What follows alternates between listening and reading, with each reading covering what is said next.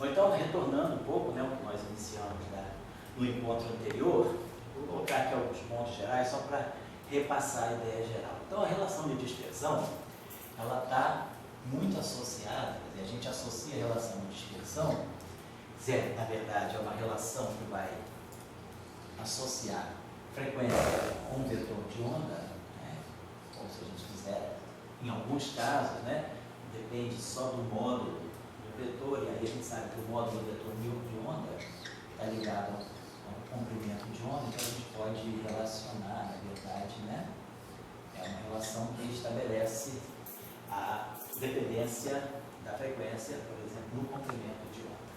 Claro que às vezes tem algumas anisotropias e aí a frequência pode depender também de alguns ângulos que o vetor de onda forma com certas direções do espaço. Como nós vamos ver daqui a pouco, vou dar um exemplo de um caso, um eletromagnetismo com anisotropia.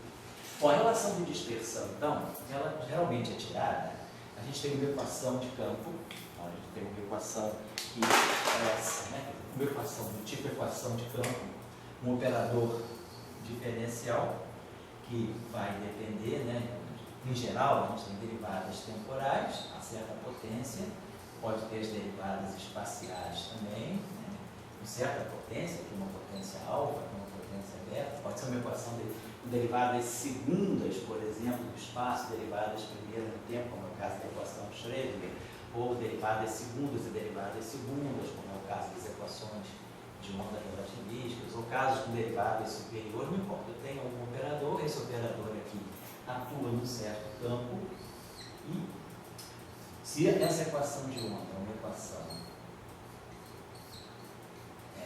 linear, né, quer dizer, ela é linear na propagação, na perturbação que se propaga, então isso aqui é a perturbação que se propaga, então a gente faz a versão Fourier, a gente expande esse campo aqui, né, em seus componentes de Fourier, e aí essa relação de dispersão aqui, essa equação de movimento aqui, ela acaba se tornando, quer dizer, ao fazer a passagem, né, a passagem do espaço de Fourier, então a gente acaba transformando essa equação aqui em uma equação onde aqui nós vamos ter o tempo, ele vai ficar basicamente a frequência, estou esquecendo os fatores I, então vai ficar uma equação que vai envolver a frequência, a essa potência alfa, e aqui os vetores de onda, né, a potência beta, também isso aqui, e isso aqui vai estar atuando na transformada de Fourier do nosso campo. Fiz uma pergunta também antes de continuar. A relação de expansão, vamos dizer, ela poderia depender do campo ali na... Pode depender também. Se você tiver alguma coisa não linear. Não linear. Então, se você tiver... Isso aqui a gente está trabalhando com uma visão linear. Quer dizer, isso aqui, se esse objeto aqui depende, por exemplo, só de derivadas ou de parâmetros externos, pode ter algum vetor aí ligado à isotropia, não importa. Mas o que é importante é que a perturbação que se propaga, ela aparece linearmente aqui. Então, essa equação, essa relação de dispersão, ela é tirada, né, na versão linear. Agora, se a gente tiver alguma coisa, como, por exemplo, autointeração, se a gente quiser tirar uma relação de dispersão, no caso em que há interação, então a gente vai ter potências mais altas dos campos. A gente vai falar sobre isso depois. E aí a gente tem que pensar, por exemplo, em fazer uma linearização, ou então, eu ia até deixar uma referência depois.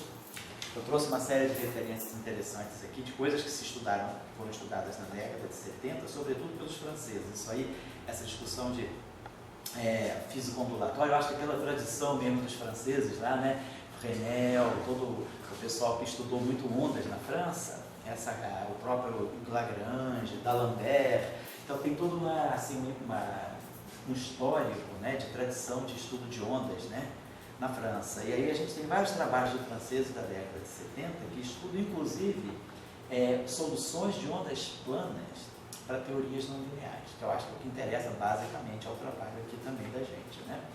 Depois eu vou dar uma série de referências que eu consegui levantar interessantes, que eu conhecia, mas não tinha, mas aí eu fui atrás, né, e consegui levantar de ontem para hoje, essas referências aqui eu vou passar para vocês. Alguns papers eu até já baixei também, consegui pegar o PDF na época.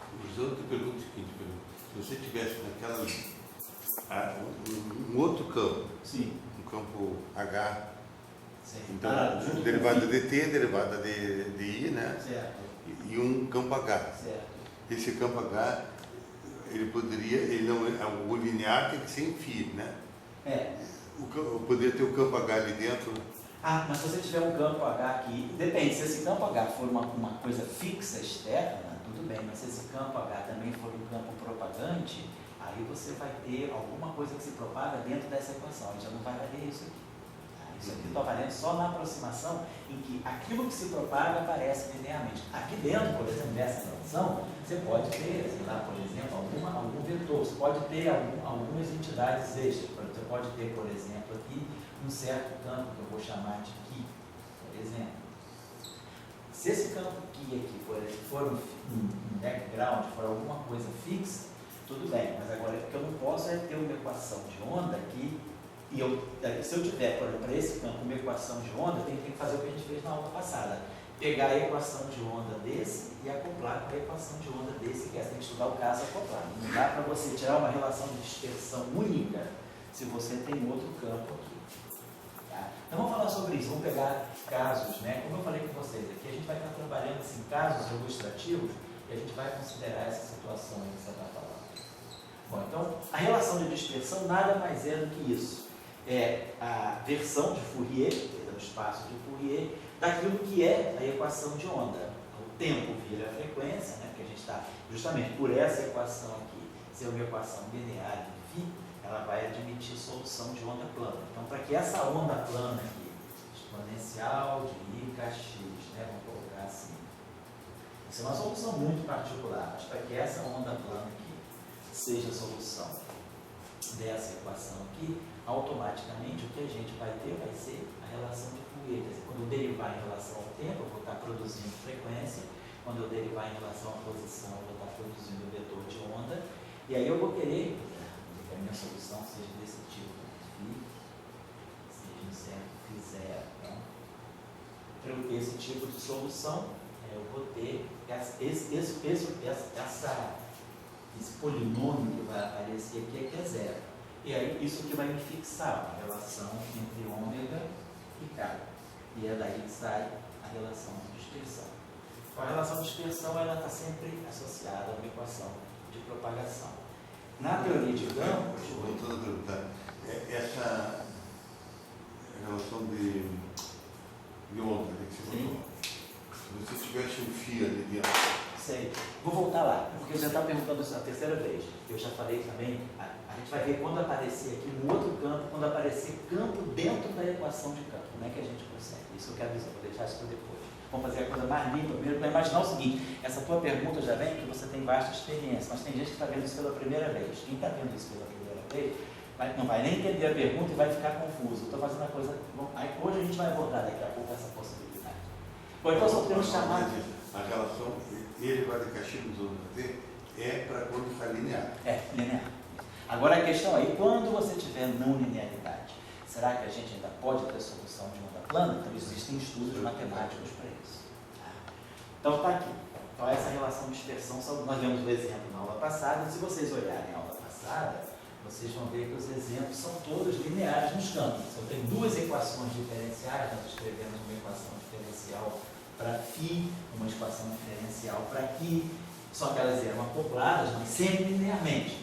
Na equação do φ aparecia o Ki, na equação do Ki aparecia o Ki, mas era tudo linear, e aí a gente transformou o problema num problema de um sistema, né, de duas equações. Né? Tá certo. Então, ponto geral que eu queria chamar a atenção é sobre isso. Quer dizer, a gente está procurando uma relação entre a frequência e o comprimento de onda. A relação, nós também falamos na aula passada, que o zero da relação de dispersão, quando a gente usa, né, quer dizer, a relação de dispersão, ela sai dessa equação, da equação que é a equação do espaço de Fourier, quer dizer, o zero da relação de dispersão vai corresponder ao polo da função de Green. Quer dizer, vamos só dar uma chamadinha disso aqui de novo. Se eu tiver esse mesmo campo, vamos pensar, eu tenho esse mesmo operador, aquele operador diferencial que eu acabei de escrever. Nós tínhamos colocado aqui derivada temporal com uma certa potência alfa, derivadas espaciais com uma certa potência beta, aqui atuando no campo. Isso aqui é a Liosia, isso aqui é a equação homogênea. Imaginar que nós temos uma fonte para esse campo, que essa equação não é mais homogênea. Essa equação aqui tem uma certa fonte externa, né, alguma coisa que está, algum tipo de perturbação no espaço que está gerando esse campo φ. Então, esse campo φ tem uma fonte, vamos colocar assim. Claro que a solução dessa equação, a solução geral da equação do φ, é a solução da equação homogênea mais a equação da solução ligada diretamente a J. Se eu pegar esse operador, atuar aqui, seria a solução da equação homogênea, esse operador atuando aqui dá zero. E esse operador atuando no φJ, dá esse J aqui. Então, a solução geral dessa equação é a solução da equação homogênea mais a solução da equação com a fonte. Tá lá. A solução da equação homogênea já deu para nós a relação de dispersão. Se a gente imaginar que o campo está livre, campo livre, sem fonte, então a gente vai ganhar a solução da equação homogênea, ela vai estar associada à relação de dispersão, mas ela vai dar a relação de dispersão do campo livre, sem fonte. O campo livre é o campo que não está associado a nenhuma fonte externa. A equação, isso aqui igual a zero. Como se fosse, por exemplo, as equações de Maxwell no vácuo. Agora, a solução da equação para J, que é a solução particular, vamos construir essa solução para ver qual é a relação com a relação de dispersão. Qual é a associação que ela tem com a relação de dispersão. Então, vamos escrever essa equação aqui no espaço de Fourier.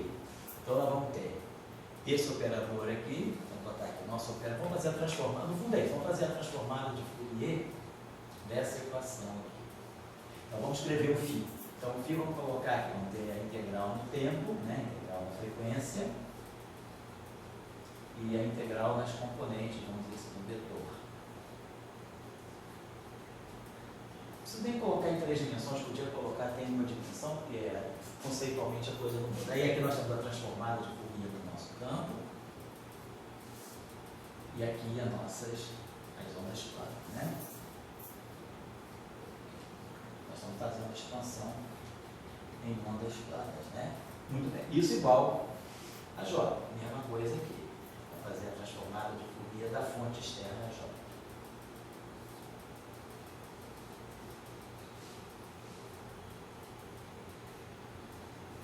Vamos ter J til, ômega kappa, e aqui é a mesma onda plana.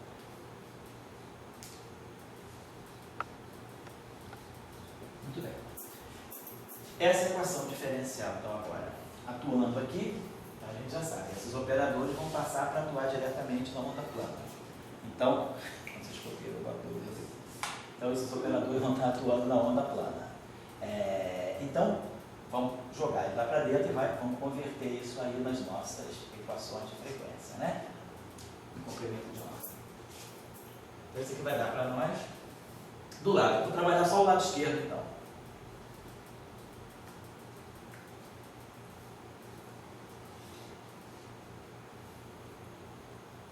Então, esse operador vai bater na onda plana, então ele vai produzir aqui essa relação. Vamos colocar aqui, vamos produzir um operador O, onde cada derivada temporal vai estar associada à frequência e as derivadas espaciais vão virar, respectivamente, as componentes do vetor de onda. Isso tudo aqui atuando, né, no fitil. E aqui vamos colocar a nossa onda plana, vamos colocar só esquematicamente, exponencial de I, kx, menos ômega, vou colocar assim, né? Então, nós temos essa fonte aí. Então, o que nós estamos observando? Que o nosso fitil, então, é claro, comparando esse lado com esse lado aqui, né? Do lado esquerdo, vamos ter as mesmas ondas, né? Eu estou fazendo somatório nessas ondas planas, que são ondas independentes, como se fosse uma base independente. Então, no espaço de Fourier, a relação que nós vamos ter é essa aqui. É o operador O de ômega K atuando em fitil, dando para nós o J til. Então, a ideia é essa. Se eu conheço a fonte externa, se isso aqui é conhecido, eu conheço a transformada de Fourier dele. Quem conhece a J, em princípio, conhece a sua transformada de Fourier. E aí nós tiramos que a solução fitil, né, é justamente J til dividido por essa expressão aqui, que do ponto de vista da frequência e dos vetores de onda é uma relação algébrica. Aqui eu estou botando, aqui eu tenho uma relação entre ômegas e K's no denominador. Então a gente começa a observar que a solução homogênea, a solução que depende da fonte, o φJ, na verdade isso aqui é a transformada de Fourier do φJ antigo, é a solução em presença de fonte. Esqueci de botar os landazinhos aqui. Então, a transformada de Fourier, a solução que nós estamos procurando, é essa aqui. Vou escrever aqui, tá? Então, o nosso φ, vê se dá para ler direito, Salvo. Dá, tá ótimo. Para ler? Então, tá. Então, o nosso φH, né, de Tx, né, então, a nossa solução agora que nós estamos procurando no espaço das configurações, então eu posso reconstruir, né, ou construir essa solução através da equação de transformada de Fourier. Vou resolver, né, integrando o espaço dos momenta, e aí eu tenho o φH. E aí quem é o φtil? Então, o φtil para nós agora está claro. É a fonte, a transformada de Fourier da fonte, sobre quem vai estar aqui embaixo. Quem vai estar aqui embaixo é justamente o operador que dá origem à relação de dispersão. Seria inhomogênea? É a solução da inhomogênea, perdão, está errado aqui. Aqui é J. Então aqui nós teríamos o O de ômega K. E claro, aqui nós temos a nossa onda plana. Então, o que eu estava dizendo era isso, que a relação de dispersão que sai daqui, quer dizer, quando isso aqui for zero e a gente ganhar a nossa relação de dispersão, quer dizer, quando a gente tem o polo aqui, quer dizer, o polo desse integrando aqui, né, quer dizer, o polo, que é quando justamente esse O é igual a zero, ele está equivalente à relação de dispersão. Então, do ponto de vista, isso aqui na verdade é um problema de função de Green. Nós temos a função de Green, na verdade esse 1 sobre O é a função de Green, quer dizer, básica, para colocar isso aqui. Aqui no Professor Global nós temos o curso que a gente fez nas atividades de verão no ano passado, foi um curso sobre funções de Green, então quem quiser ver alguma coisa em mais detalhes sobre funções de Green está lá. Mas o que eu estou dizendo é que essa relação aqui, na verdade, é essa relação aqui. φJ, né? Tx. Essa equação pode ser escrita assim. Grau aqui, assim, dt', d3, x', da função de Green, g, t menos t', x', atuando no j de t', x'. Onde? Esse objeto aqui, esse 1 sobre O aqui, é justamente a transformada de Fourier da função de Green. Se a gente agora aplica, também faz aqui a transformada de Fourier, quer dizer, a transformada de Fourier da função de Green, é na verdade esse 1 sobre O. Então, essa relação aqui é a relação que nós chamamos diretamente de equação diferencial. Mas se a gente quiser fazer uma conexão com a função de Green, essa solução ela se relaciona com a fonte através da função de Green. Quer dizer, a função de Green é quem faz a intermediação da fonte para o valor do campo. É como se eu tivesse uma fonte aqui desse ponto aqui, nesse instante de tempo t', nesse ponto x', essa perturbação. Quer dizer, a fonte está aqui, aí a fonte vai propagar a informação até aqui, né? Nesse ponto Tx aqui, nós vamos estar medindo, né, o nosso campo φ, que é resultado dessa fonte, é o φJ. Então, o campo sentido aqui é a propagação. Quer dizer, quem está fazendo essa ligação aqui da fonte para o campo, quer dizer, a fonte no instante t' no ponto x' me gera o campo no instante t na posição x. Quer dizer, quem está fazendo essa ligação aqui, isso aqui, é essa função de Green.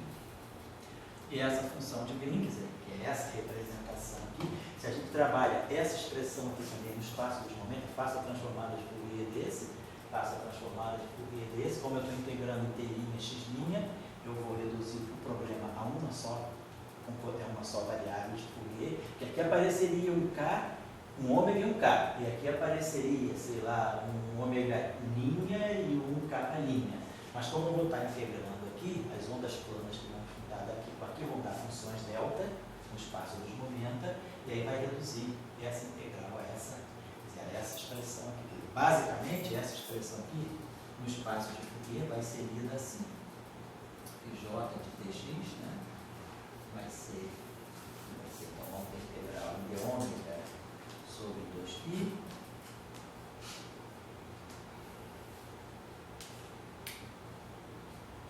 E aí nós vamos ter a função de Green, gentil, de ômega k. E aqui J tio e ômega k. Exatamente, e aí aqui o P é kappa x menos ômega t.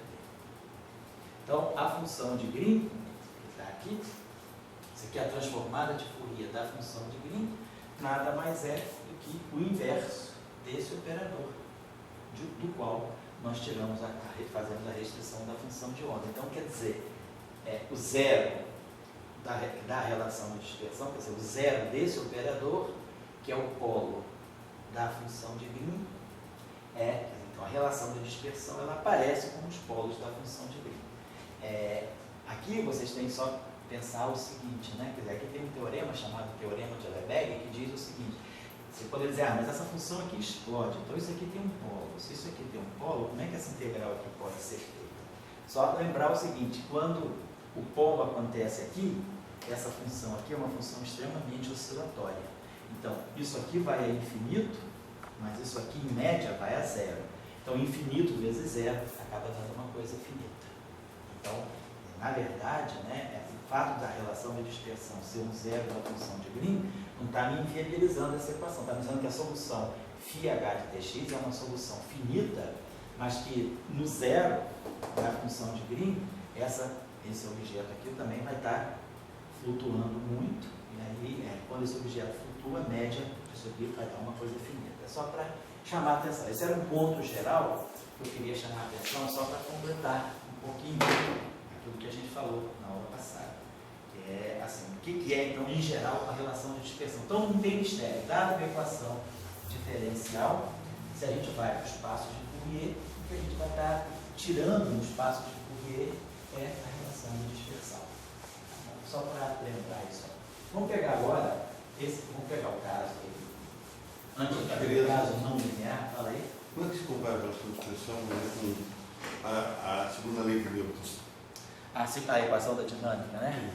Vamos dizer, o que a segunda equação de Newton nos dá?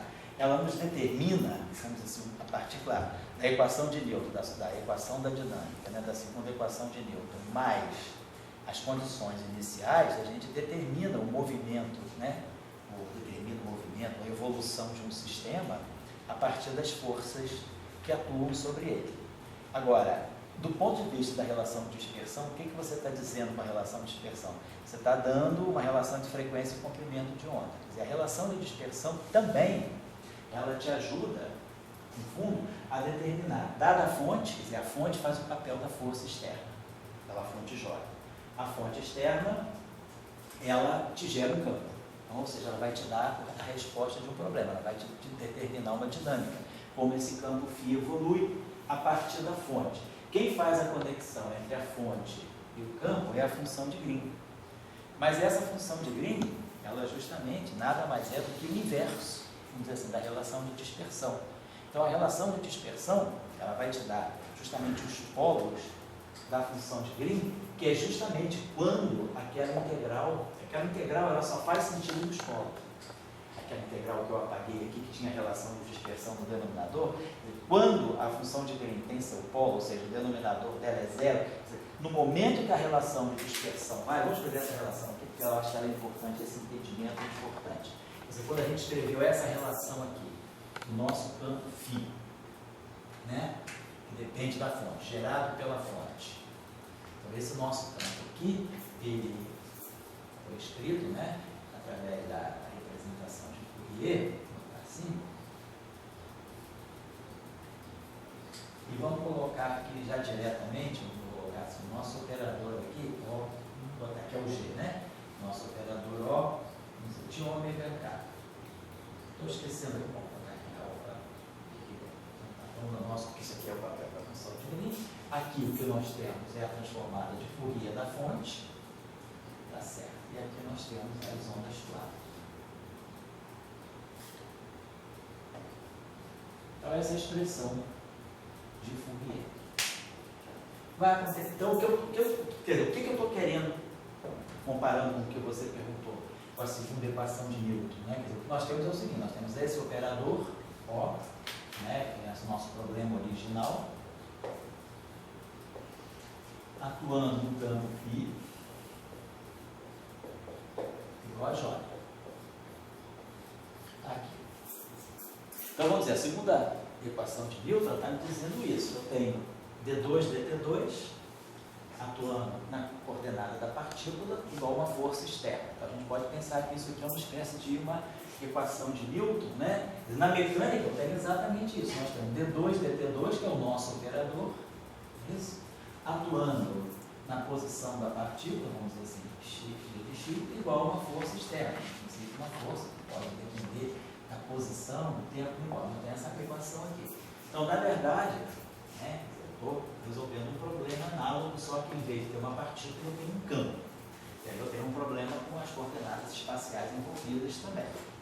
Bom, então, o que nós estamos querendo determinar com as equações de Newton é, dadas as condições iniciais, determinar através dessa força qual é a expressão do x de t. Eu quero determinar a posição e a velocidade em qualquer instante de tempo a partir dessa equação e das condições iniciais.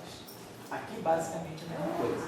Nós queremos determinar esse campo a partir dessa fonte. Claro que esse campo, vou dizer, as condições não tem condições iniciais, mas tem condições de contorno. Então, o campo cai a zero no infinito. A fonte é limitada, eu tenho uma fonte limitada, uma certa região do espaço-tempo, uma carga aqui, ou uma corrente por aqui, e eu vou querer determinar o meu campo a partir dessa fonte externa. Essa fonte, vou dizer, é uma fonte limitada. Supondo que o meu campo, eu vou querer, a condição em contorno é que meu campo cai a zero no infinito. Então, substituir a condição inicial aqui. Então, essa solução aqui, resolver, quando a gente resolve a equação de Newton aqui, a segunda equação da dinâmica, a equação da dinâmica, a gente, na verdade, analogamente está fazendo isso aqui. Eu estou dando a fonte e quero determinar o campo. Ou seja, eu estou dando a força, quero determinar a posição. Quem está me fazendo isso aqui? É essa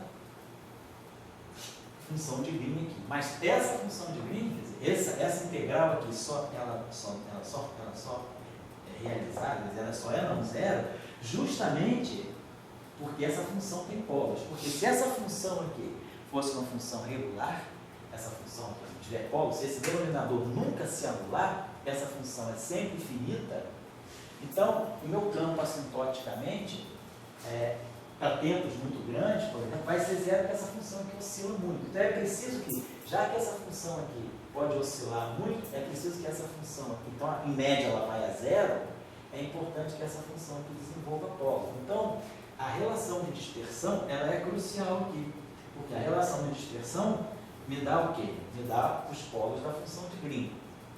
E essa solução aqui, ela vai aparecer justamente como resultado do resíduo dessa função de Green nos seus polos. Quer dizer, o que sobra aqui, que é o campo que a gente está calculando, na verdade ele provém do resíduo, ou dos resíduos, né, da função de Green em seus polos. Mas quem são os polos da função de Green? Os polos da função de Green são justamente as soluções da relação de dispersão. Quem quiser dar uma olhadinha, quer dizer, por que aqui aparece o resíduo, lá no nosso curso de funções de Green, né, que foi cursado nas atividades de verão, formativas de verão, do ano passado, 2016, né, lá no Professor Global, esse curso aqui, a gente fez justamente para a graduação, a gente fez umas 10 aulas sobre funções de Green. E aí a gente mostrava lá, usando o teorema dos resíduos, como é que esses polos aqui, justamente no polo, quer dizer, a contribuição ao campo, ela vem dos polos. E o resíduo dessa função é que vai dar campo no nulo. Então, Dória, respondendo a tua questão aí, a gente estaria dizendo que a relação de dispersão, no fundo, ela está desempenhando o mesmo papel que a gente tem quando resolve a equação de Newton, a segunda equação, a equação da dinâmica, que a gente quer dar a força externa tirar a posição em qualquer instante de tempo, dadas as condições iniciais. Aqui, dada a fonte, que é a fonte que seria o papel da força externa, eu quero calcular o campo em qualquer posição, em qualquer instante de tempo. E aí eu me valho dessa relação. Quer dizer, o operador, a função de Green desse operador aqui, tem essa transformada de Fourier. O seu denominador, ou seja, onde estão os seus polos, é onde eu tiro as relações de dispersão. Quer dizer, quando isso aqui é igual a zero, eu fixo, quer dizer, a relação de dispersão é justamente isso. É quando O é igual a zero, isso aqui me dá um ômega em função de K. Então, no momento em que a minha relação de dispersão está sendo lida a partir desse operador, justamente quando esse operador zero o denominador, a função de Green ganha um polo, é justamente no ponto da relação de dispersão que esse campo aqui sai não muda. Então essa seria a relação que a associação que a gente pode fazer entre a relação de dispersão e a segunda equação de Newton, tá certo? O igual a zero é o determinante de O? Se O for uma matriz é determinante. Estou pensando num caso unidimensional, como a gente falou na outra vez. A relação, quer dizer, quando você tem um campo matricial, na verdade, a função de Green também é uma matriz. Né? Se você tem um campo que é vetor, a tua função de Green é uma matriz. Estou fazendo um problema unidimensional no sentido do espaço dos campos. Né? O problema é tridimensional, né? No espaço, tem tempo, mas assim, eu estou imaginando que eu tenho um campo só. Mas como a gente viu na aula passada, se a gente tiver aqui um conjunto de campos, vamos dizer assim, essa pergunta é importante. Eu sei que eu tenho um conjunto de campos φ gerados pelas fontes, né, J e I. Então eu poderia ter alguma coisa assim. Deixa eu apagar isso aqui. Então a minha função de Green,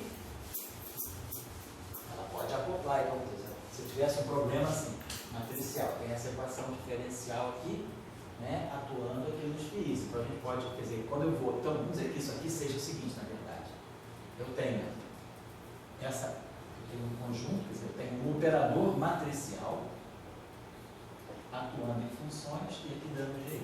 Então eu tenho que inverter esse objeto. Então esse meu O menos 1, quer dizer, que é a minha função de Green, foi o que a gente fez na aula passada. Além da gente ter as derivadas temporais e espaciais, o que nós tínhamos? Nós tínhamos um problema 2 por 2. Então a minha função de Green ela vai ser matricial. Quer dizer, o que significa isso? Significa que o meu campo J, né, componente I, vai ser aqui, vou colocar assim, ômega,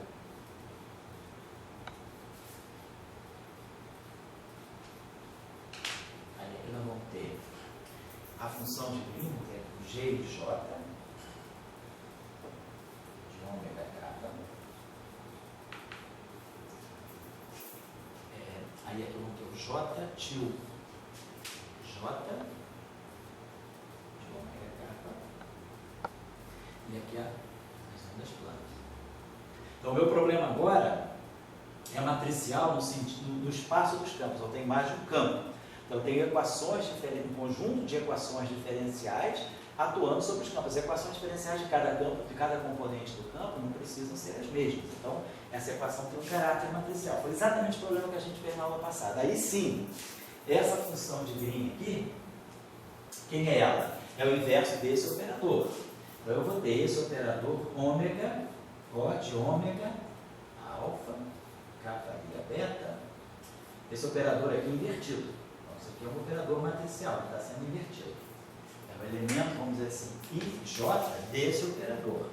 Aí a gente sabe que o inverso de uma matriz, eu posso sempre escrever, né, como sendo aquela relação que dá os cofatores sobre o determinante da matriz. Então, na verdade, naquele caso matricial, a nossa relação de dispersão, ela vem do determinante dessa matriz ser igual a zero, mas a mesma ideia prevalece. Quer dizer, o que vai aparecer o que vai aparecer como polo dessa função de Green é o determinante desse objeto, como a gente viu na aula passada. Era o determinante de uma matriz 2 por 2, que dependia de K e de ômega. E aí, quando a função de Green se anular, quer dizer, quando a função de Green desenvolver seus polos naquilo que são os zeros do denominador, eu estou, na verdade, zerando o determinante. Então, na aula passada, a gente fez um exemplo, né, não formalizou, mas o exemplo era basicamente uma aplicação dessa ideia aí. Então, no caso de mais campos, né? Mas aí ainda sempre dentro da ideia de que a equação é linear. Né? Na aula passada, a gente tinha o campo φ e o campo Qi, mas as equações eram lineares em φ e Qi. Tinha ainda a questão, vamos dizer assim, da autointeração. Estávamos ainda no regime linear, tá legal? É só para chamar a atenção.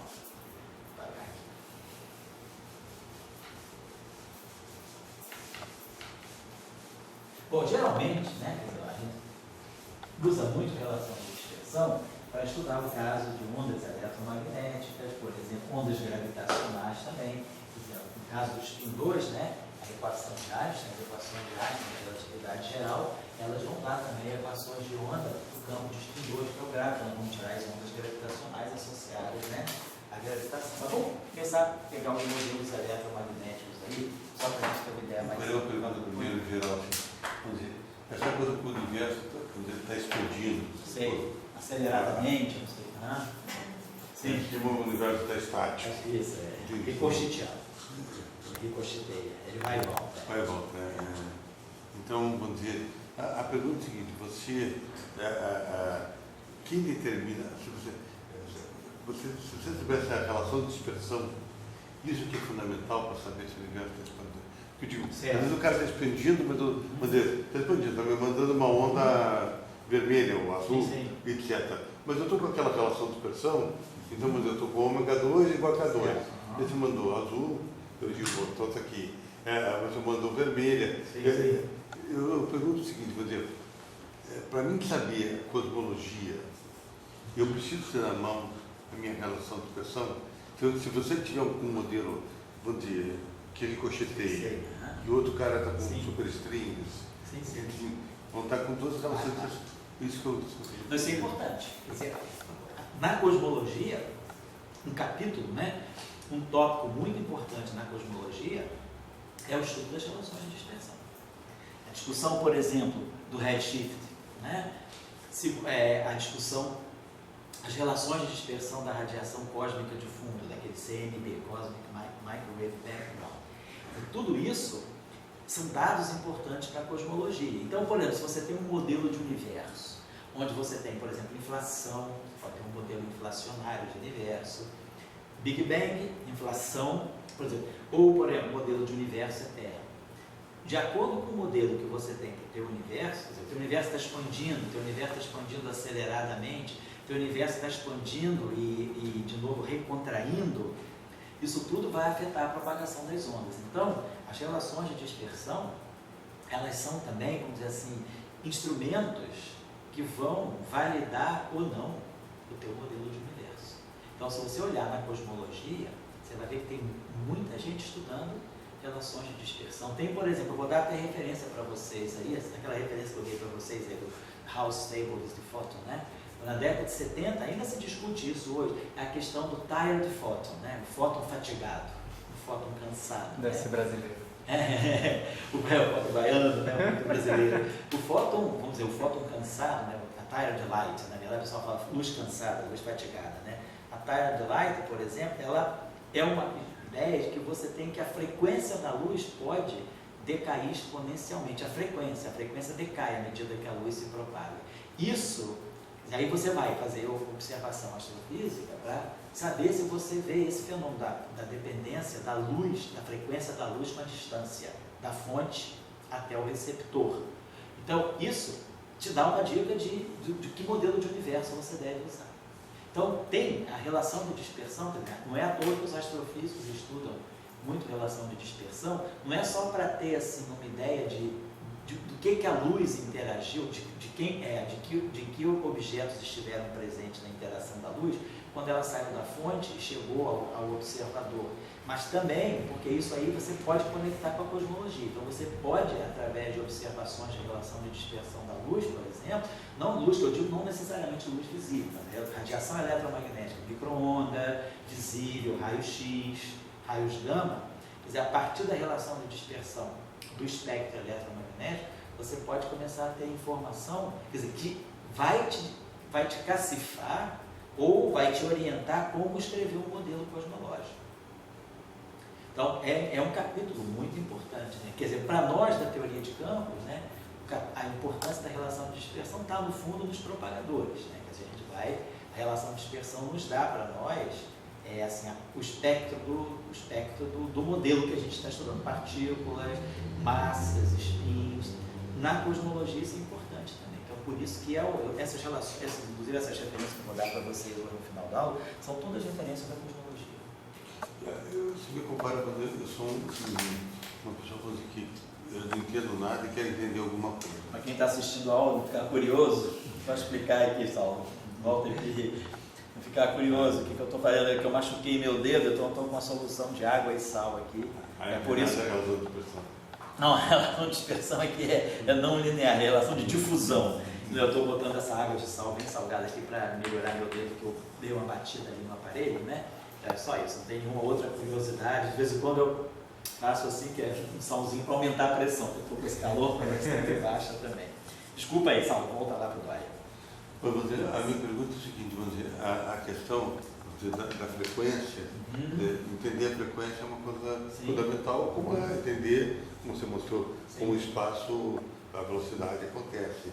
Então, velocidade é uma coisa tão importante quanto a frequência é tão importante quanto a velocidade. A frequência a gente normalmente tem uma coisa que é a relação do efeito Doppler. Certo. Então, o efeito Doppler você começa a entender que a frequência pode mudar com a velocidade, na fonte, chegando, você afastando. Como é que você vê que a relação de dispersão é uma coisa, vamos dizer, além do efeito Doppler, você teria a relação de dispersão? Seriam duas maneiras de se tentar entender a frequência. Também, exato. Porque o efeito Doppler, ele vai influenciar uma relação de dispersão. Mas eu digo assim, você é um astrofísico, então, eu estou perguntas ignorantes. Para um astrofísico, o que é mais importante, a frequência ou a velocidade? Assim, claro que as duas são importantes, mas de como as duas... Não, mas eu acho que o astrofísico olha mesmo é o espectro, é a frequência ou o comprimento de onda. É isso que eles medem. Isso é mais importante. Isso é mais importante. Ele podia pegar um livro de Newton e jogar fora. Então, assim, o que é importante é a frequência. Ou o comprimento de onda, não importa. A relação de dispersão relaciona os dois. Daí o astrofísico, ele tem duas maneiras de ver a frequência. Ou pela relação de dispersão e pelo efeito Doppler. São duas coisas. Né? Só que o efeito Doppler é uma outra coisa. O efeito Doppler ele não substitui uma relação de dispersão. Ele te dá justamente a relação entre frequência e movimento do observador e da fonte. É isso sim. A relação de dispersão é alguma coisa mais fundamental.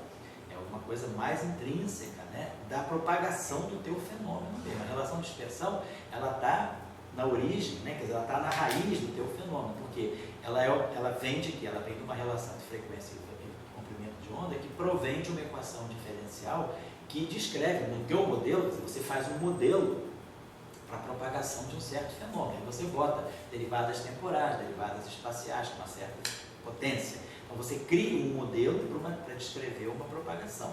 E aí, ao criar um modelo para descrever a propagação, você já tem a relação de dispersão. Então, a relação de dispersão é isso. Agora, o efeito Doppler ele vai te dizer o quanto a frequência que a relação de dispersão te dá é afetada também pelo movimento entre a fonte e o observador. Quer dizer, o efeito Doppler é como se fosse um acessório além da relação de dispersão. O fundamental é a relação de dispersão, é ela que te dá a dinâmica. Nem aqui, por exemplo, na lei de Newton, como você gosta de comparar. Quando você resolve a equação de Newton, você tira a posição, você tira a velocidade e a posição instantânea da partícula a partir de fontes, né, de forças e de condições iniciais. Agora, se depois você muda de referencial, aí você resolve a equação de Newton num referencial e você muda de referencial e você vai fazer a relação de velocidade de um, velocidade do outro observador. É a mesma coisa, o efeito Doppler, quer dizer, a relação de dispersão ela está lá, ela é independente do observador. Quer dizer, ela é dependente do observador no sentido que a frequência depende. Mas você resolve a equação de dispersão, a relação de dispersão, num certo referencial. Depois você pode estudar um movimento relativo entre fonte e observador, e aí isso vai afetar a frequência. A frequência vai depender do movimento relativo, mas isso aí é algo a mais além da relação de dispersão. A relação de dispersão é mais fundamental. Então, quer dizer, na astrofísica, a relação de dispersão é muito importante, na cosmologia também, porque ela está te mostrando assim, o caráter dinâmico da propagação. Mas, por exemplo, vocês aqui no TVPF têm um forte grupo experimental. Mas experimental de altas energias. Não é? Agora, se esse grupo, vamos ver, ele consegue descobrir a relação de dispersão? Sim. Sim. Apenas com a carne na grelha. Isso. Ele pode, pelo que está observando dizer, a relação de dispersão não é ômega 2 igual a K2, mas tem outros termos. Isso. Quer dizer, você experimentalmente, você pode construir uma relação de dispersão. Você observa a luz que você está obtendo, você vê o comprimento de onda, vê a frequência. Você pode estabelecer uma relação empírica entre comprimento de onda e frequência. Isso aí, então, se você tem, não vou dizer isso, aí se você no laboratório descobre uma relação implícita, empiricamente, né, uma relação empírica entre frequência e comprimento de onda, você aí faz a leitura oposta, você sai do espaço de Fourier e vai para o espaço de configuração. Então, se você obtém uma relação de dispersão que te diz, vamos dizer assim, a frequência, por exemplo, é uma certa função f do comprimento de onda. Meu comprimento de onda, vou colocar aqui, é 2π sobre k. Então eu posso fazer o seguinte, eu posso, a partir dessa relação, pensar o seguinte, a minha frequência, ela está ligada a menos I ddt. IDDT, né? Frequência IDDT. A minha frequência, né? Ela princípio vai corresponder, quer dizer, pela questão, pela nossas ondas planas, né? Pela expansão das ondas planas, porque a frequência está ligada ao I sobre dt. E o comprimento, o vetor de onda, ele está ligado aqui, né? Ele vai estar ligado aqui, isso aqui é a raiz quadrada, vamos dizer assim, de K1 ao quadrado, vamos dizer, de KI, é DI, Laplaciano, vamos colocar aqui. Então, assim, no fundo, você teria algo desse tipo, estou colocando assim, em termos operatoriais. Então, você iria, então, se eu tenho que ir DDT é dado dessa forma, então a minha equação que eu vou propor para o meu campo seria alguma coisa desse tipo. I DDT, φ, por exemplo, igual a essa função aqui que vai depender da Lambertiana, atuando no meu campo de dx. Quer dizer, eu trago a relação de dispersão, ou às vezes, por exemplo, dependendo, eu posso elevar isso aqui a uma certa potência. Por exemplo, se eu chegasse a uma relação de dispersão que fosse assim, a ômega seria alguma coisa como uma constante alfa sobre, assim, na pergunta uma relação de dispersão que fosse ômega, por exemplo, igual a uma constante alfa sobre vou botar em comprimento de onda, seria melhor. Uma constante alfa vezes, vamos dizer assim, comprimento, vamos colocar assim, comprimento de onda aqui, mais aqui um beta, vamos dizer assim, comprimento de onda ao quadrado. Vamos dizer que a gente tivesse uma relação de dispersão desse tipo, deixa eu pagar aqui. A gente poderia pensar o seguinte, né? Então, esse ômega aqui, isso aqui vai ficar, eu até faria o contrário, perdão, vou colocar assim. Mas ela estaria pensando uma relação de dispersão desse tipo, alfa sobre lambda mais, sei lá, beta lambda 2. Quando eu tivesse uma relação de dispersão assim, ômega em função de lambda. Então, a primeira coisa que a gente vai fazer é relacionar o alfa com o comprimento, com o vetor de onda. Então, isso aqui lambda é 2π sobre k. Então, aqui vai ter o fator 2π sobre módulo de k. E aqui nós vamos ter mais beta, e ao quadrado, sobre o módulo de k ao quadrado. A gente poderia pensar o seguinte, vamos fazer a coisa aqui da seguinte forma. Esse homem está dando para lição. Que horas assim, senhor? Tirei aqui alguma coisa, essa caneta aqui, né? Vou pegar essa. Então a gente vai pegar, vamos dizer que a gente bote aqui alfa, vamos passar esse módulo de k ao quadrado aqui para cima,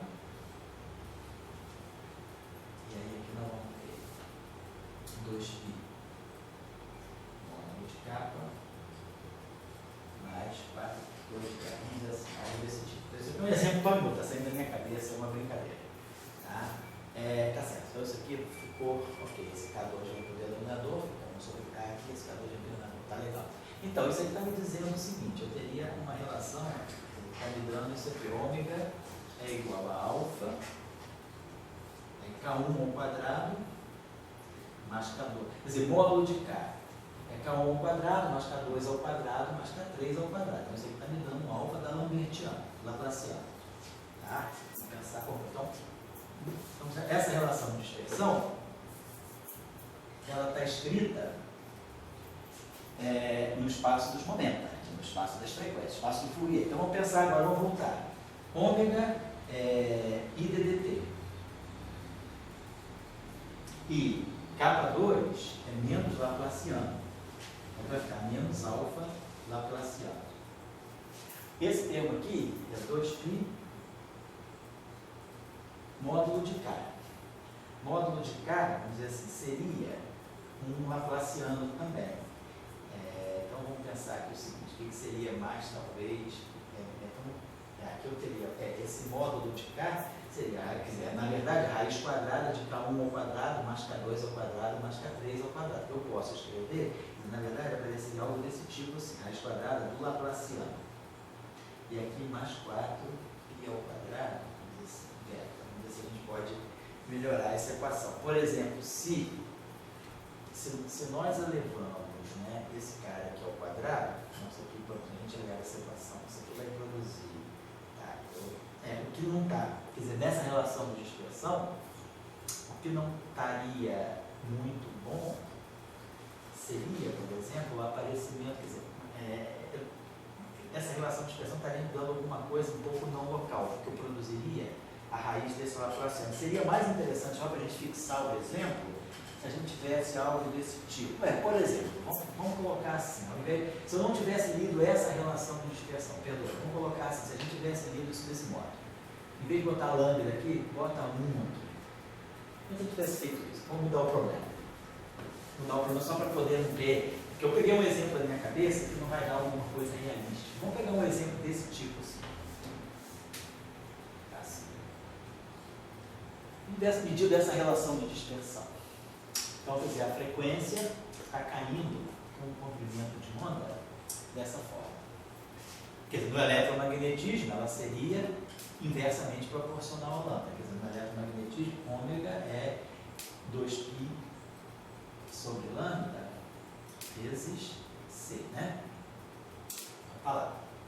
A relação cai inversamente proporcional ao comprimento de onda. Aqui tem essa potência quadrática. Então, só voltar. Então, diga que fosse essa a nossa relação de dispersão.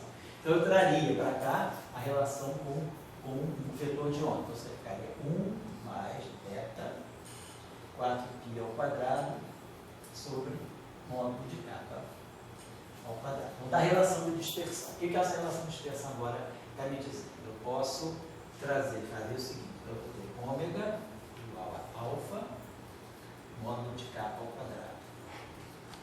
E aí aqui eu tenho 4π ao quadrado beta mais módulo de K ao quadrado. Esse termo aqui.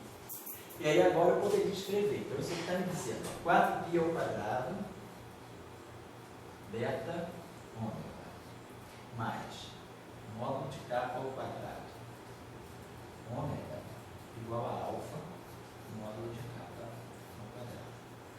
Agora está na hora de eu ir para o espaço de configurações. 4π ao quadrado beta I ddt. Aqui nós colocamos menos Laplaciano vezes I ddt. E aqui a gente coloca alfa menos alfa Laplaciano. Então eu poderia escrever assim, essa equação desse modo. É como se eu tivesse uma equação de onda assim. Podemos até para simplificar, colocar assim, 4π ao quadrado beta, 4π ao quadrado beta I menos, posso botar menos, pode tirar esse 4π ao quadrado beta menos Laplaciano I ddt, igual a menos alfa Laplaciano. Então a gente pensaria, bom, agora esses operadores têm que estar atuando em alguma função. Então eu posso botar aqui uma função phi de dx. Então eu teria um fenômeno, eu tenho alguma perturbação, nesse caso uma perturbação escalar, que está se propagando com uma equação, quer dizer, com essa equação de onda. Quer dizer, a equação de movimento, a equação do campo, né? Eu pude reconstruir a equação do campo a partir da relação de dispersão. Se agora a gente pega essa relação aqui e vai para o espaço de Fourier, a gente vai ver que vai ganhar exatamente isso aqui. Quer dizer, então a gente fez o caminho contrário, né? A gente sai de uma equação de campo, onde tem ddt, a gente acaba substituindo por menos i ômega. E aonde tem uma derivada espacial, a gente acaba substituindo por i, essa componente do vetor de onda. Então, e aí a gente escreve a nossa relação no espaço de Fourier. Agora eu fiz o caminho contrário. Eu tenho ômega. Então, eu vou associar o meu ômega ao i ddt. E tenho kappa, eu vou associar o kappa a menos i gradiente.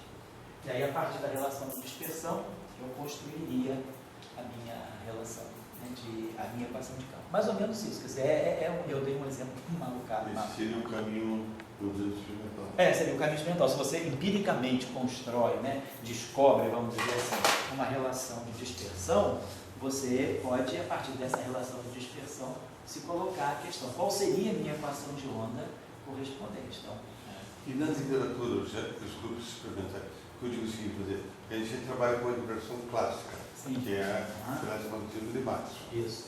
Eles vão ser que tem, eu estou crendo que se tem eletromagnetismo além de Maxwell. Claro. Então, uma maneira é procurar a relação de dispersão. Isso. E a pergunta que a gente faz, na literatura, os grupos experimentais, eles têm essa relação de dispersão? Sobretudo agora, nesses últimos anos, nessa década, mais agora, na primeira década de 2000, né, com toda essa discussão. Quais são, por exemplo, modelos alternativos, quer dizer, modelos, vamos dizer assim, não modelos, mas efeitos, né, de uma física mais fundamental, por exemplo, sobre o eletromagnetismo. Então, por exemplo, efeitos de relação de dispersão sobre efeitos de supersimetria, efeitos de dimensão extra, efeitos de gravitação quântica, por exemplo, nas equações de Maxwell. Aí você pode usar relações de, quer dizer, estudar a luz, e aí você vê, se você tiver desvios das relações de dispersão que você observa em relação à teoria padrão, que é a teoria de Maxwell, você vai tentar atribuir esses desvios a algum tipo de física fundamental. Que física pode ser essa? Será que é uma física meio modelo padrão? Será que é um efeito de dimensão extra? Então você pode, quer dizer, isso, e na década agora de 2000 teve uma série, tem muitos trabalhos que são justamente estudando relações de dispersão estendidas para os fótons a partir, por exemplo, de gravitação quântica, a partir de supercorda, a partir de grande unificação. Então você tem vários efeitos. Agora mesmo, assim, só para dizer, já que você está perguntando, aqui nós, né, aquele colega da França, lá de Orléans, e o Luizão, não, nosso colega Luiz do doutorado, a gente fez um trabalho assim. A gente estudou, por exemplo, efeito de supersimetria. Como é que a gente poderia, será que poderia ter um efeito de supersimetria em alguma física do fóton, por exemplo?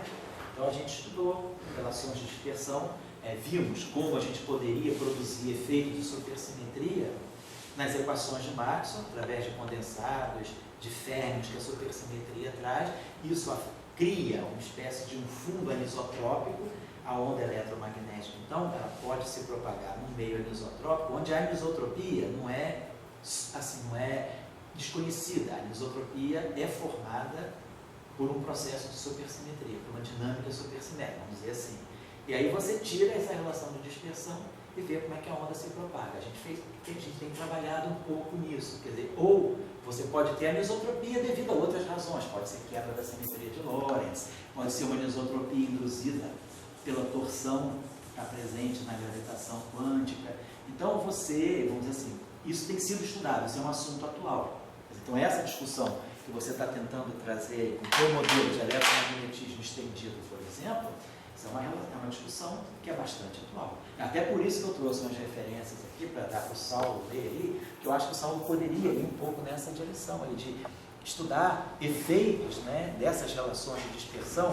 E, por exemplo, se você vai estudar a radiação do corpo negro, a relação de dispersão do fóton ali é fundamental. Quer dizer, Max Planck, né, quer dizer, quando Planck, Wien, quando eles escreveram a radiação do corpo negro, era fundamental ali que ômega fosse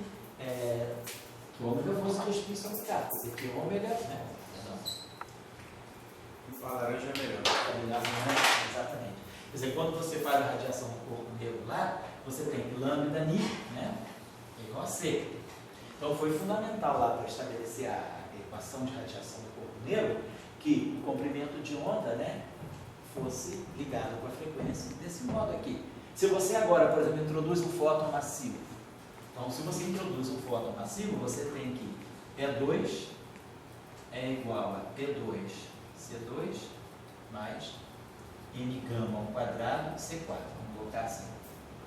Então, E2, quer dizer, H cortado ao quadrado, ômega 2, igual a H cortado ao quadrado, C2K2, mais N gama ao quadrado, C4. Vamos colocar assim, conduzindo dessa forma.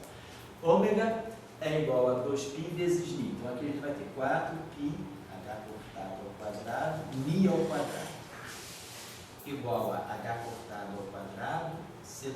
Ômega é K é 2π sobre lambda. Vamos ficar 4π ao quadrado sobre lambda 2. Mais N gama ao quadrado, C4. Tá legal. Vamos ver que a gente divide essa equação toda, né? Por exemplo, 4π H cortado ao quadrado. Vamos dividir aqui por 4π. Aqui vamos dividir, aqui é 4π2. Então vai ficar 4π aqui. Aqui está errado. Aqui é 4π ao quadrado. Né? Quando ômega é 2π vezes a frequência, né? Então, se ômega aqui vai ficar 4π ao quadrado, Ni ao quadrado. Tá legal. Então, eu vou dividir aqui por 4π ao quadrado, vou dividir aqui por 4π ao quadrado, vamos dividir aqui por 4π ao quadrado. Ainda posso dividir por H cortado ao quadrado, por H cortado ao quadrado, por H cortado ao quadrado. Tá legal. H cortado, né? É H sobre 2π. Então vai ficar 4π ao quadrado, vai 4π ao quadrado, H cortado ao quadrado é o H2. Vamos colocar assim, tá? Constante Planck mesmo ao quadrado. Então tem essa relação aqui. Ni é igual a raiz quadrada de 4 como você falou, né? C2 sobre lambda ao quadrado, mais, aí está aqui a massa do fóton, C4 sobre H cortado ao quadrado. Isso aqui é justamente o comprimento de onda de Compton, né? O comprimento de onda de Compton do fóton. Mas aqui está a massa do fóton. Então, se a massa do fóton é zero, a gente reconstitui a nossa relação original, lambda ni igual a C. Isso aqui é C2. Mas, por exemplo, se a massa do fóton agora não é mais zero, então a relação entre a frequência e o comprimento de ondas, a relação de dispersão mudou. A relação de dispersão é essa. Então, eu agora vou ter que inserir essa relação de dispersão na radiação, para tirar a radiação do corpo negro. Isso aí foi, eu tenho até um trabalho que está aqui, eu trouxe essa referência. É um trabalho de 73, publicado naquele Compte Rendu de l'Académie des Sciences de Paris. Quer dizer, são os procedures, né, da Academia de Ciências de Paris de 73. É um trabalho até o Vigier, Jean-Pierre Vigier, eu cheguei a conhecer esse cara lá na França. Ele morreu há pouco tempo, é um cara muito legal, ele gostava muito do Brasil, um cara super, já tinha vindo ao Brasil. Então eles fizeram esse trabalho, que era justamente a influência da massa do fóton na radiação do corpo negro. Então, quer dizer, a relação de dispersão seria, por exemplo, e isso aí, por que a radiação do corpo negro tem a ver com a cosmologia? Você pode imaginar que a radiação cósmica de fundo, né, o Cosmic Microwave Background, que é uma coisa bem conhecida, ela possa representar para você uma radiação de corpo negro. Então você vai poder relacionar isso aqui com a radiação de corpo negro ligada à radiação cósmica de fundo. Então você tem exemplos assim, de coisas de física que você pode fazer com essas relações de dispersão estendidas. Isso é um trabalho de 73, mas a coisa continua sendo estudada. Outra coisa importante, se um fóton auto-interage, auto-interação de fóton, como é que isso pode alterar, como é que eu posso ver isso na cosmologia? Mesma coisa, uma pergunta que a gente pode se fazer, como é que fica a radiação de corpo negro se eu introduzir a auto-interação dos fótons, se eu puder introduzir a chance dos fótons auto-interagirem. Então tem vários fenômenos assim ligados à cosmologia e à astrofísica que a gente pode estudar usando essas relações de dispersão. Agora, eu tenho uma pergunta. Não é você chegar de bom, eu vou estudar foto com supersimetria, foto com gravitação quântica, aquelas coisas que o Soniaco e Alexandre Smith trabalhavam. A minha aula não gostava disso não, pode ter certeza. Supersimetria já bem, né? Não, mas tem muitas histórias disso. Sim. Embora, altas dimensões, etc. Bom, então daí você pode mudar, vamos dizer em palavras simples, a equação do fóton. Sim, sim. Agora, outra coisa, vamos dizer, é o grupo experimental aqui do CBPF. Sim. Vamos dizer, as pessoas, vamos dizer, e elas tiram do que estão observando uma equação paramétrica. Certo. Então, eu pergunto para você, nos grupos experimentais em torno do mundo, eles têm, vamos dizer, equações paramétricas do fóton diferente do paramétrico, que deu diferença do coisa. Tem. Do coisa Quer dizer, você tem fenômenos da referência disso. Você tem fenômenos astrofísicos que indicam para você desvios das equações diferenciais, das relações de dispersão maxwellianas. Aí a pergunta é, qual é a física que está por trás disso? Aí a pergunta pode ser, qual é a física que está por trás? Será que é a supersimetria? Será que é a dimensão extra? Será que é a gravitação quântica? Será que é a grande unificação? Será que a física de neutrinos pode estar por trás disso, através do modelo padrão? Será que é física de supercorda? Será que é loop quantum gravity? Será que é Horava-Lifshitz? Você tem 9 caminhos, 10 caminhos, para poder saber que física fundamental é essa que está dando esse desvio. Oi? De repetir o quê? Físicas. Essas possíveis físicas? Bom, a primeira coisa que você pode pensar é a dimensão extra. Você pode pensar na dimensão extra. Depois você pode pensar a supersimetria, pode pensar a supergravidade.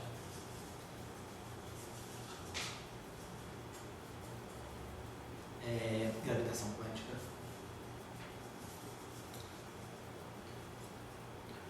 Pode pensar em efeitos da grande unificação.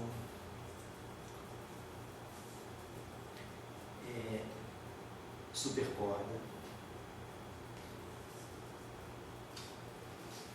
Loop quantum gravity. Depois tem uma outra formulação de gravitação também que é assim, que é conhecida, que quando você estudar, você chama Horava Lifshitz. É o Lifshitz, é o Lifshitz. É o Lifshitz do Landau. Só que ele não trabalhou nisso, importaram o nome dele, porque ele lá na década de 40 tinha mexido com uma coisa, e esse cara aqui, na verdade, tem um chapéuzinho invertido aqui no esse cara é só uma Tchecoslováquia, se pronuncia Horava Lifshitz gravity. Então essa gravitação de Horava Lifshitz, ela foi uma gravitação estudada bastante entre 2008 e 2012. Até o Carlos Ernast, que trabalhou aqui com a gente, Carlos Ernast e o Bruno, que era lá de Santa Catarina, trabalharam nessa gravitação de Horava Lifshitz. Né? A gente fala Horava, mas é Horava. Então essa gravitação também é uma alternativa para a gravitação quântica. E ela afeta drasticamente as relações de dispersão. Então tem essa Horava Lifshitz, eu dei para você, eu parei nela, né? Grande unificação eu botei, né? Tá, e outra coisa pode ser efeito de neutrino. Física de neutrinos. Que já é uma física também, além do modelo padrão, quer dizer, neutrinos massivos, física de neutrinos massivos. Então, quer dizer, você pode empiricamente detectar relações de dispersão. Todas elas fazem correr um fóton diferente. Todas elas podem ter influência. A supersimetria ela pode fazer correr o fóton igual, mas ela pode também fazer correr o fóton diferente. Porque se você tiver a eletrodinâmica supersimétrica, ela vai fazer o fóton correr igual. Ela vai te colocar o fotino, ela vai fazer o fóton correr igual. Agora, você pode também, dentro de um cenário supersimétrico, fazer o fóton correr diferente, introduzindo, por exemplo, quebra de supersimetria e alguns mecanismos, né, dinâmicos que a supersimetria permite e que vão afetar a física do fóton, tá certo? Agora, já explicava uma situação. Que horas tem, por favor, só para a gente fechar o tempo aí? 5:1. Pode amarrar. Eu já acreditava numa conversa. A pergunta é a seguinte, tem alguma relação de dispersão que dê uma velocidade de grupo maior que a luz nesse modelo? Tem, aí esses modelos são automaticamente descartados. Você pode tirar, não falar a próxima aula, eu ia não vou chegar hoje não pretendi, mas na aula que vem nós vamos trabalhar um pouco mais a questão da velocidade de grupo. Eles vão ter que chegar aqui, que não estamos chegando, a gente hoje praticamente nos pontos gerais. Chegar um pouquinho nos modelos eletromagnéticos, né, mas para poder falar justamente dos modelos eletromagnéticos da velocidade de luz. Agora, por exemplo, eu não vejo, eu estou perguntando, eu estou sendo um físico galileu experimental, entende? Sim. Então, quer dizer, eu vejo que tem alguma coisa além de Marte. Sim. Daí, quando eu, os teóricos aí, do CPPF, certo, me dizem, olha, vai buscar dimensão letra, todas as coisas que você botou. E daí eu pergunto o seguinte, porque quando eu vejo uma grande edificação, uma gravitação quântica, eu estou contando uma outra história, uma história minha de eletromagnetismo. Sim. A pergunta seria a seguinte, se essa relação de dispersão não é um sinal, não de uma gravitação quântica, mas de um novo eletromagnetismo. Pode ser. Pode ser, claro. Eu não estou colocando isso, você pode colocar, se você quiser colocar, por exemplo, eletromagnetismo não linear. Pode colocar aí, eu não botei, não, tem que colocar. Por exemplo, pode ser sinal de um eletromagnetismo linear. Inclusive, uma das relações, uma dos papers que eu estou colocando aqui é isso. É sobre a interação fóton-fóton, né, na radiação do corpo negro também. Esse trabalho é um trabalho de 74, publicado na revista Astronomy and Astrophysics. Então, por exemplo, tem essa necessidade de se estudar. Então, por aqui nesse caso, eles estudam a interação, como é que a interação fóton-fóton poderia alterar a radiação do corpo negro. E aí, claro, a partir da radiação do corpo negro, você estende isso para a cosmologia, porque você transporta isso para a radiação cósmica de fundo, a radiação de micro-ondas, aquele CVM. Então, você pode, quer dizer, tem sempre espaço para você estudar eletromagnetismo não linear. Será que o eletromagnetismo, a interação fóton-fóton, será que ela é melhor descrita por quê? Será que é Born-Nifel? Será que é Euler-Heisenberg? Pode ser o modelo que você desenvolve. Qual é o melhor modelo para descrever a interação fóton-fóton? De acordo com o fenômeno que você vai estudar, você pode dizer, ó, está descartado esse, está descartado aquele, esse é bom, esse é melhor ainda. Isso aí tudo precisa ser feito, isso aí é caminho aberto.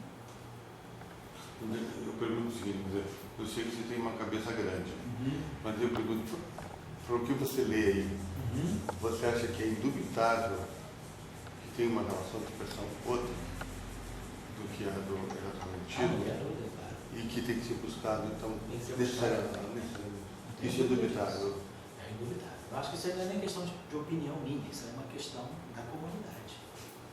Você sabe que a relação de dispersão, ela é muito, a relação de dispersão do fóton, essa maxiliana é muito particular. Não tenha dúvida de que outros fenômenos. Então, a questão é o quanto esses efeitos novos ainda não são detectados por falta de precisão, talvez, dos aparelhos. Mas assim, do ponto de vista do que a gente compreende como a física vem evoluindo, assim, o que a gente vem compreendendo, não tenha dúvida de que a gente tem que modificar isso. Não é metafísica? Não é metafísica. Uma situação teórica. Não, de jeito nenhum. Eu acho que de jeito nenhum. Por exemplo, o próprio eletromagnetismo não linear, não tenha dúvida de que hoje em dia a gente está muito mais próximo disso, porque você conhece estruturas astrofísicas aí gigantescas, né, com campos magnéticos muito intensos, quer dizer, você está na região de campo magnético agora que já abre espaço para você ter interação fóton-fóton. Você, por exemplo, mesmo na física de partículas, né, esses experimentos que foram feitos agora, há um certo tempo atrás, com o átomo de hidrogênio muônico, né, que você fica muito mais próximo, o muon, quando é ligado ao próton, quer dizer, então um átomo de hidrogênio, né, o átomo de hidrogênio muônico, em vez de você botar um elétron na órbita do próton, você bota um muon, você ganha um raio que é 200 vezes menor do que o raio do átomo de hidrogênio. Então você já sai da escala, vamos dizer, do Angstrom, e você está, vamos dizer assim, no 100 Angstrom, você está numa escala que é 10 a menos 2 do Angstrom. Quer dizer, uma escala, vamos dizer assim, é 1/1000 do nano. Então, nessa região, você já começa a perceber, o muon começa a perceber um campo eletromagnético muito mais intenso do que o elétron do átomo de hidrogênio, que se aproximou 200 vezes.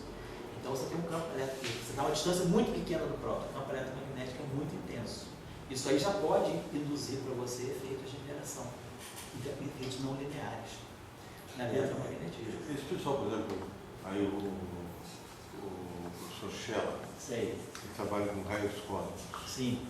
Só com raios cósmicos. Eles têm uma parametrização da nova relação de pressão, assim? Isso eu não sei, porque o pessoal de raio cósmico estão lidando muito com partículas carregadas, massivas, né? Eu não sei até que ponto o pessoal dos raios cósmicos foca a atenção nas relações de dispersão do fóton. Certamente, claro, o fóton está interagindo com matéria altamente energética, carregada, mas assim, eu não sei, realmente eu não sei, por exemplo, se quem estuda raios, dentro da física de raios cósmicos, qual é o espaço que se tem para estudar a relação de dispersão do fóton. Certamente esse não é o ponto mais importante para eles, mas não significa que também isso não seja estudado. Então eu não sei, isso é uma pergunta que a gente pode perguntar ao próprio Shell. Se tem ou não, vocês podem até mesmo olhar, procurar na internet, assim, procurar nos sites de física, né, das revistas, botar a palavra-chave Cosmic Rays Photon Dispersion Relation. Então, com essas palavras-chave, vocês devem achar algum paper, certamente. Nos archives lá, não tenha dúvida que tem. Isso é importante.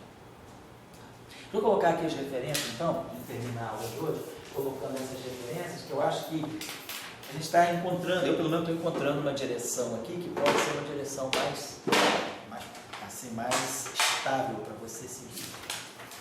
Tem esse trabalho aqui, então, que eu vou colocar aqui para vocês, que então, eu vou botar assim esquematicamente, quer dizer, é a influência da massa do fóton na, vou botar assim, radiação, vou botar assim, do corpo negro. Então, é um estudo que se faz da influência da massa do fóton na radiação do corpo negro. Os autores aqui são Moller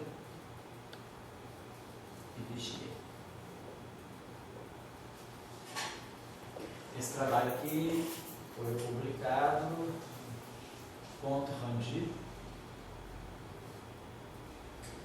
Eu tenho uma posição, José, assim, similar ao Sr. Luciano Videira. Sei. O Luciano Videira gostava de dizer que ele sentia-se físico do século XIX. Sei. Eu gosto de me sentir como um físico de 1930. Sei. Então, por exemplo, o que significa 1930? O pessoal, em vez da quebra espontânea, eles queriam pegar a massa pela relatividade. Queriam pegar a equação de giro, pegar pela relatividade. Enfim, tinha a relatividade como uma grande referência. Você não acha que a relação de dispersão é uma maneira de a gente obter também a massa possível de outras partículas? Sim. Que é como a fóton. Certo. Isso, quer dizer, Claro. A relação de dispersão pode te dizer. Em vez de quebra, você que vocês são envolvidos com a quebra espontânea de simetria. Certo. Mas, digamos, se você se envolver com a relação de dispersão, Sim. você pode ter uma origem para a massa. Sim, pode ser. Você pode usar também a relação de dispersão justamente para tentar entender a origem de massa do fóton. Esse trabalho aqui é a interação fóton-fóton na radiação do corpo negro. Esse aqui está publicado nessa revista Astronomy e Astrophysics.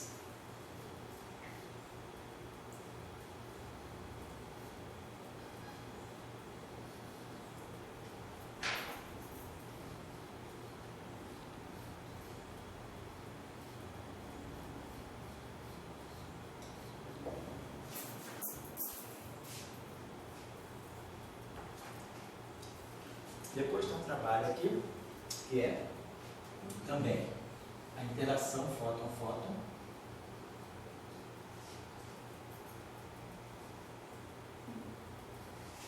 e o redshift.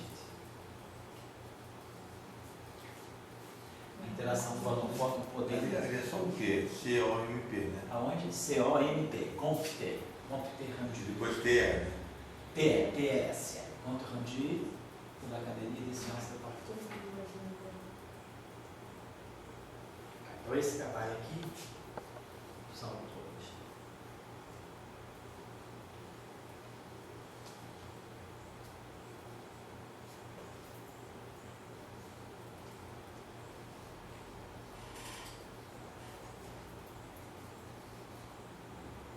Os franceses realmente adoram, hein?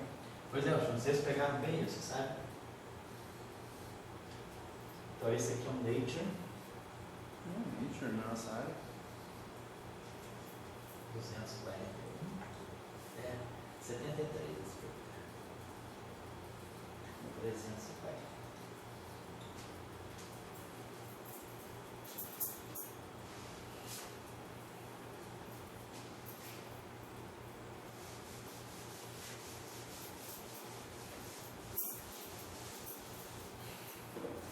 Depois tem um outro trabalho aqui, que é, esse trabalho que eu achei bastante interessante, que é a interação fóton-fóton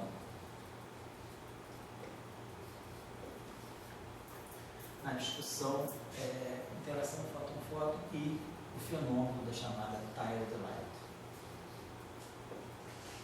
que é a possibilidade da interação fóton-fóton gerar frequências que podem decair à distância. Esse trabalho aqui, o autor é o Murphy.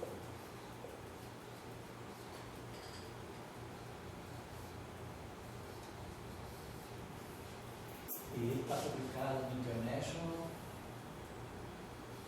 Journal of Theoretical Physics.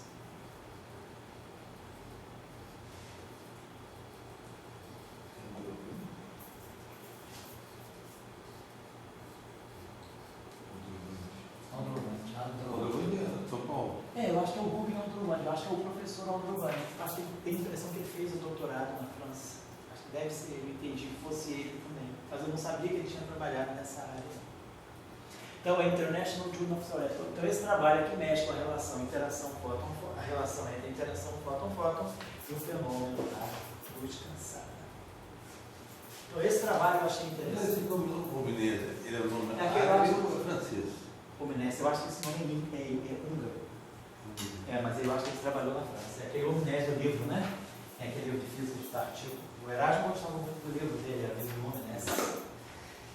Depois, então esse trabalho que eu acho bem interessante, porque ele mostra que por invariância de Lorentz e invariância de Gauge, você tendo interação fóton-fóton, não pode ter luz cansada, não pode ter esse fenômeno da frequência decair com a distância. Mas, por exemplo, no modelo que você vem propondo, o modelo que você vem estudando, esses modelos de Gauge estendidos, eles fogem a algumas hipóteses da demonstração dele. A demonstração dele é muito ligada, ele tem uma formulação que é muito particular, tipo Born-Infeld. Então, por exemplo, a pergunta é, numa interação fóton, a relação interação fóton-fóton e luz cansada, em modelos alternativos de interação fóton-fóton, como é que essa questão se coloca? Eu acho que esse trabalho aqui pode ser revisto, por exemplo, dentro do modelo que você vem estudar. O que é luz cansada?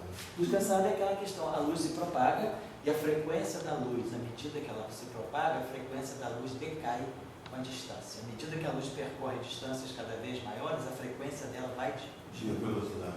Oi? A velocidade também mexe, porque você tem uma relação de dispersão, ela não se propaga com a velocidade da luz. Então a velocidade, ela está sendo cansada por isso, ela vai perdendo velocidade e frequência. Então isso aí eu ligado. Esse trabalho é bastante interessante, é um trabalho antigo que eu achei bastante interessante.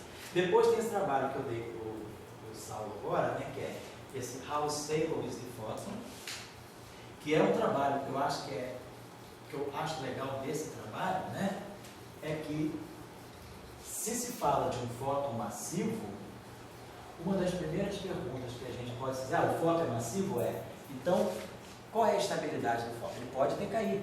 Quer dizer, um fóton massivo, ele tem chances de decair, por exemplo, em neutrinos, né? Pode decair em partículas, aquelas partículas chamadas mini-charged particles, né? De modelos alternativos. Então, tem uma discussão séria aí do decaimento do fóton, a partir do fóton massivo. Quer dizer, o objetivo desse trabalho aqui, desse autor, que é um Physical Review Letters, né? O autor é o Rick. Então, é um trabalho em Physical Review Letters, 111, é um trabalho bem recente, de 2013.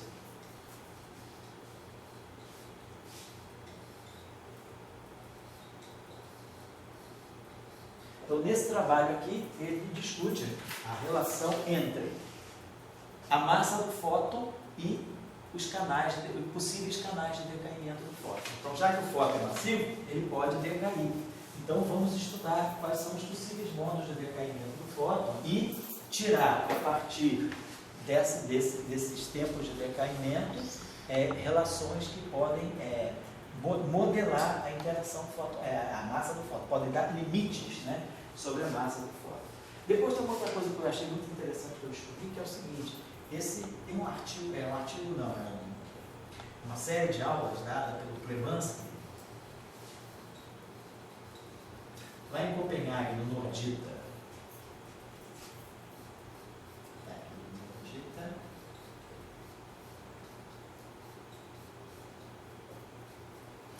Lectures on, estou abreviando aqui, NE, Non-Linear Electrodynamics.